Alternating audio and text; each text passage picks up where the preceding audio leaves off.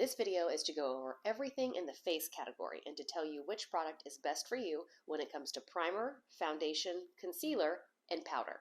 You first apply your primer, and we have two different primers depending on your skin type. Starting with Help Me, I'm Pore. This one is great if you have really oily skin or very large pores. You can apply this after your sunscreen, only in the areas where you produce a lot of oil or you feel like the texture needs smoothing before applying foundation. Most people, like for me, it's in between the eyebrows, chin, around the nose, corners of the nose, and apples of the cheeks. You only need about a pea size or less. No time for drying. Go directly to foundation after you use this product. The other option for primer is our Tinted primer. This is our best seller in the entire line, and once you've used it, you'll know why. It's a combination of 3 products in one. That's primer, a sheer version of a foundation, plus SPF 20. It also comes in 4 shades, and each one of the shades color matches a range of 4 skin tones. I use the shade light. Unless I'm self-tanning, I use medium or medium to dark. Porcelain is a really fair, almost like a pink skin tone. Medium is the most common, and if you're really tan, you would use the medium to dark. I always start by applying a little on the back of my hand.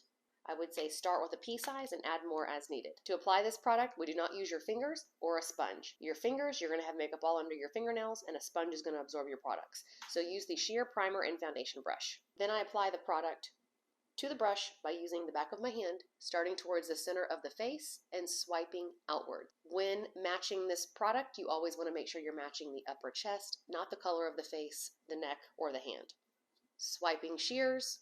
Anywhere the pores are larger, you would take more of the product and twist to fill in. And then any area that needs a boost in coverage, you can tap to add.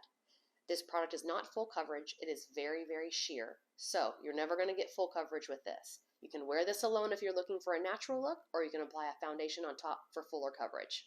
Make sure when applying this product, you avoid the eye socket area. That means do not apply below the eyebrows or above the upper cheekbone. Anywhere within the orbital bone area you would like to avoid. If you put things where they don't belong, you're going to have creasing with your eyeshadows, eyeliner, and mascara. Also make sure that you do not apply any of your facial products like foundation and primer below the jawline. You stop right here. Later on in the bronzer tutorial, we will show you how you apply that to your neck area. I have light primer on this side and not on this side. See the difference? We have 3 versions of foundations for different levels of coverage and different skin types, starting with the Mineral Liquid Powder Foundation. This one is great for someone who's got a heavy T-zone, oily skin, works outdoors, and needs something that's going to stay put all day without rolling off due to humidity or sweat. Option 2 is the Satin Skin Stick. This is great for somebody who really enjoys using the tinted primer, but just wants coverage a little bit more in areas with redness, maybe some freckles or blemishes, or a young preteen wanting to get into foundation but not ready for full coverage. This one doubles as a concealer and a foundation. We love Satin Skin Stick. And last but not least, we have my personal favorite, which is Photo Filter Foundation. It's got its name because it looks like the Instagram Paris filter when you're wearing it, but in real life. I love this one because it's a buildable coverage and you need to use very little. That means 1 tube lasts forever. I only use about a half a pump with this. If you like fuller coverage, you can do a full pump. 2 or 3 pumps is way too much. Please make sure you use very little of this product. You could always go back and grab more. Always make sure that when choosing your foundation color that you're matching the chest. If you live out of town and not near a JKC store, you can send in a selfie using our color match button on the home page of our website, gentrykelly.com. It doesn't matter what color your face or your neck is. Once the products are on, you want to match the body. Now I'm going to show you how to match the upper chest area. I'm going to use one color that I know is too light. I'm going to use another color that I know is just right. And the third color is going to be one that's too dark. And you can see when we zoom in here that the one I have first is much lighter than my chest. The second one has a little bit of a pink undertone, which is the undertone I have in my skin. This is called Bare Buff, and that's what I'm going to use. The last one, way too much yellow and way too dark. The color that's going to look best on your face is the one that disappears the most into your chest. And for me, right now, it's Bare Buff. You also need to make sure that you're changing your color from season to season. 6 months out of the year, you're lighter than you are the other 6 months. So in the summer months, you should always be reevaluated to a darker shade to match your tan.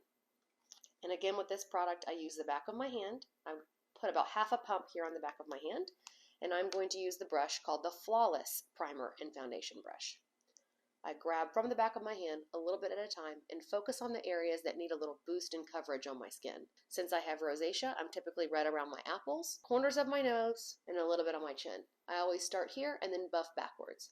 If you have any sun damage, blemishes, age spots, this product is really great when applied in a tapping motion like I'm doing with the Flawless Foundation Brush for the ultimate coverage with the most natural application. Again, I'm avoiding the eye area, but I want you guys to see the difference between the side with tinted primer and photo filter foundation versus the side only with tinted primer. You can definitely see how some of my sun damage and freckling has now disappeared and has been blurred. Make sure you always buff into the hairline so you don't see white scalp next to brown tan skin. And there it is, the Photo Filter Foundation, which gives me a nice luminous look without looking too wet. Next, we move to under eye concealer.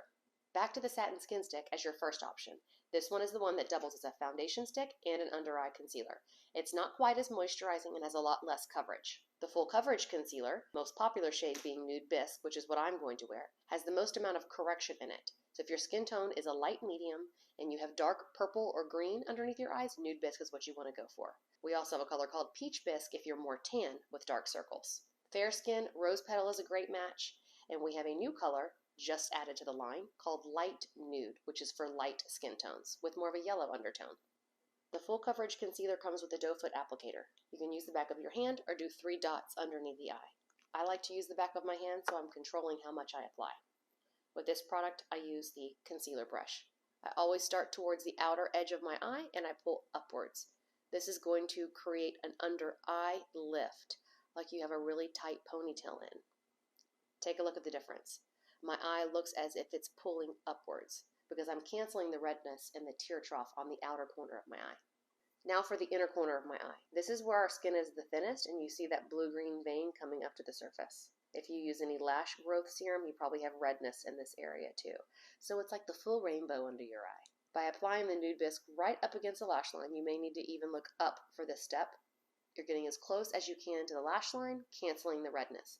Now I have on an under eye hammock, but it still looks like I have makeup on. The next step is to use your fingers to press it in. It melts down the product, adds a fingerprint, and then it starts to look like skin. Once you've pressed it in, it's broken down the product. Now it's blended more into your face. I just kind of marry it in the edge. Look how much higher my eye looks as if it's sitting on my face. This is one of those fake it till you make it. Now it looks like I had 10 hours of sleep every night for the past 10 years. After applying concealer, always make sure you immediately set with powder. I prefer our white powder. It's called Mattifying Oil Blot Powder. It's great for setting the concealer to avoid wet creasing. Our concealer will not settle in the creases in a dry way because it has oil in it, but you must set with powder out to in, getting really close into your eye to make sure it is pressed in, set, and dried down. I always err on the side of doing too little because I can always go back and add more if I see a little creasing by the time that I'm done with my makeup. Please do not overpack on powder and try to use a translucent powder like our Mattifying Oil Blot after applying concealer instead of a full coverage or foundation powder. To set the liquid makeup, we now use face powder. We have 2 versions. We have the True Silk Finishing Powder, which is more of a medium coverage setting powder. Then we have the most popular Mattifying Oil Blot Powder. This is a translucent, oil-absorbing powder and best for oilier skin types or people who have a lot of texture like fine lines, wrinkles, or pores because it blurs them instantly. My favorite has always been a powder that has a little bit of coverage but not too much. I do not like foundation powders from other brands over a liquid foundation. It just looks too heavy. Ours is more of a medium coverage, so it does blur any imperfections that the foundation did not cover, and it gives a light matte finish but not overly dry. So if you have combination to dry skin, you will probably prefer this formula. Notice how when I'm applying the powder that there's actually a technique. If you go straight into an aggressive buff on liquid makeup, you're going to wipe it off and you're going to cause streaking. Massage your brush into the powder and then lightly pat, then buff to get between the vellus hair on the face. Do not apply your facial powder to your neck. That comes next in the bronzer tutorial. So now all 4 face products have been complete. We have the tinted primer, we have the photo filter foundation, the full coverage concealer, and the True Silk finishing powder. Next up is to pull everything together by applying bronzer to my neck and my cheekbones. Find that video in the information tab on the bronzer page.